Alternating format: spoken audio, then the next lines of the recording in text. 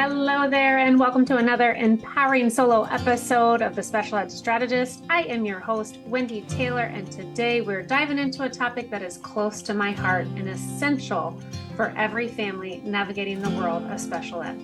Before we get started, I want to thank you all for your incredible support. Every like, share, follow on our podcast helps us reach more families and spread the knowledge and strategies that can truly make a difference in the lives of our exceptional learners. And speaking of support, I'd like to remind you that Learning Essentials is here to help families bridge those learning gaps and access special education services that every child deserves. Our mission is to provide the guidance and resources you need to champion your child's education journey. So grab your notepads because today's episode will equip you with just that. It's going to give you an outline you must use for your next parent input statement. So let's dive in. You have heard me say this before, participating in your child's individualized education program or IEP is vital to ensuring the support they need to succeed in school. Your input as a parent is invaluable in shaping the IEP to address your child's unique strengths and challenges. And this is why your parent input statement is maximizing its impact. So what exactly is a parent input statement? Glad you asked. According to the Individuals with Disabilities Education Act, or IDEA, parents have the right to provide input into their child's IEP through a written report. And meaning not just your annual IEP. If there's an IEP, your input is required. You are part of that team. You are part of the IEP team. Your voice needs to be heard. The best way for it to be heard is in writing. So a parent input statement is that opportunity for you to share your insights, concerns, and recommendations with your child's IEP team. The great part, as you know, and as I have said, you are the consistent part of that IEP throughout your child's education. And that parent input statement is going to be part of the IEP. It is going to grow and follow you and your child, so your voice needs to be heard. So it allows you to go beyond test scores, beyond academic performance, providing a comprehensive view of your child's needs and ability. A parent input statement for an IEP is crucial for several reasons. So it's going to provide this unique perspective, right? So you have a deep and unique understanding of your child's strengths, challenges, individual needs. It goes beyond what the school and staff can observe. Your insight as a parent are invaluable in creating an accurate and comprehensive IEP. So if you're thinking about your parent input statement, you are thinking about the present level of academic performance that the school utilizes. Those two combined can really create and establish a strong IEP for goals, supports, modifications, services. So it really is a nice marriage between the school and your parental insight. It also gives a holistic view. So a parent input statement provides a view of the child. It includes information of the behaviors, preferences, learning styles, any challenge they may face in various settings, such as home or the community. And this comprehensive perspective helps the IEP team then tailor the plan to the child's specific needs and requirements.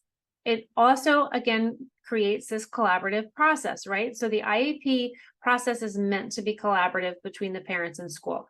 By providing your input, you actively participate in the decision-making process and help shape the educational plan. This collaboration fosters that sense of shared responsibility for the child's success. Legal requirements. Yes, I had mentioned this. So IDEA recognizes the importance of the parent input. It explicitly states that parents have the right to provide input into their child's IEP. Complying with this requirement helps ensure that your child receives an education that's truly individualized to their needs. A parent input statement serves as documentation of your concerns, recommendations, and any issues you want to address within that IEP. This documentation can be crucial in case disagreements arise, or if you ever need to engage in mediation or due process. I did a couple solo episodes on all of that, so if you want to go back and listen, fantastic. But again, documentation is key, it is important, and it's going to be something that's going to be carried throughout your child's IEP process. Providing a parent input statement is also that form of advocacy for your kiddo. So it's helps ensure that your kiddo's voice and concerns are heard and taken into account during the IEP development process. It empowers you as an advocate for your child's best interest. Your input also helps clarify your kiddo's needs and the support they require. It provides a clear and concise reference for the IEP team, making it easier for them to understand your kiddo, the situations, their needs, and can prevent any kind of misunderstanding and leads to more effective planning. Again, a well-crafted parent input statement can help the IEP team not only plan for the immediate future, but also for your long-term goals and objectives. It ensures that the IEP is aligned with your vision for your child's journey. I always say I want you to think about where your kiddo is now, 3 months, 6 months, a year, 3 years, 5 years, so that you have that consistent thread throughout your conversations with the school, throughout your parent input statement, so that you as a team are always meeting current needs, but also thinking ahead if there's any resources that may be needed in the future during big transition moments or just throughout the school. Every child is unique, and that IEP should reflect this individuality. So parent input ensures that that plan is customized to address those specific needs and aspirations. So this is all good, Wendy. How do I actually write the parent input statement so that it is impactful? So I'm going to give you some tips. I'm also going to have you think about bell to bell, door to door, anything in between when it comes to your child. So I want you to keep it short and to the point. Your parent input statement doesn't need to be lengthy. In fact, it's more effective when it's concise. Bullet points, short statements are easier for the IEP team to absorb. Of course, it's going to be polite and professional because we are really trying to create this collaborative atmosphere on this IEP team so that we can all work together for the greater good. We want to really emphasize facts over emotion. So I know as that mama heart, that parent heart, you are trying to lead with facts. However, we are coming often from a place of fear and love. So really try hard in your parent input statement to avoid emotionally charged statements. Focus on objective information. So for example, instead of saying, I'm furious because he comes home upset every day, you could write every day, Daniel comes home upset and in tears due to XYZ incidents at school. We need to add a solution to his IEP to prevent this.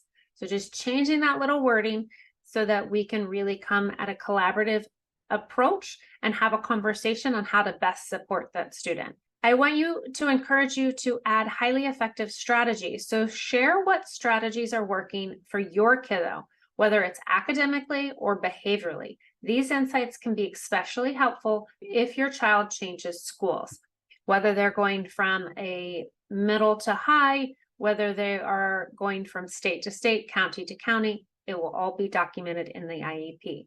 Clearly state your concerns, mention all your educational, functional, social, behavioral, and health concerns regarding your child. So I want you to also provide recommendations. Don't just point out flaws, suggest specific educational and related services, and explain why you believe your child needs them. So after you craft your parent input statement, I want you to reflect again what I mean and what I've just said a couple of times. Think about bell to bell, bus to bus. Think about your whole student, your whole child. What does it look like transitioning in the hallways? Utilizing a locker, utilizing and accessing specials, lunchroom, recess, whatever it may be. Think about social, emotional, behavioral, physical, sensory, communication, whether that's expressive or receptive, functional, routine activities for everyday life, cognitive, thinking about processing, memory, attention, and of course, then the academics as well, math, reading, writing, executive function. So I want you to think about your whole child when you are writing this, and you are going to then think about what works well, what are your concerns, what are the strengths, what are the pockets of vulnerability, and any recommendations that you may have.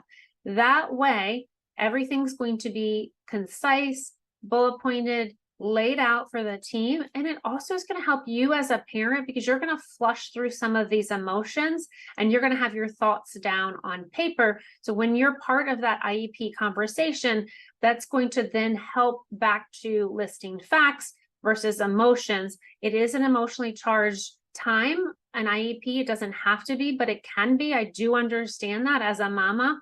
I know that to be true. So having that information ahead of time and to guide you can really help ensure that your statements are clear and that the team then hears this holistic view of how you see your kiddo. In your parent input statement, again, include goals and concerns. Clearly outline your short-term and long-term goals for your child. Express any concerns.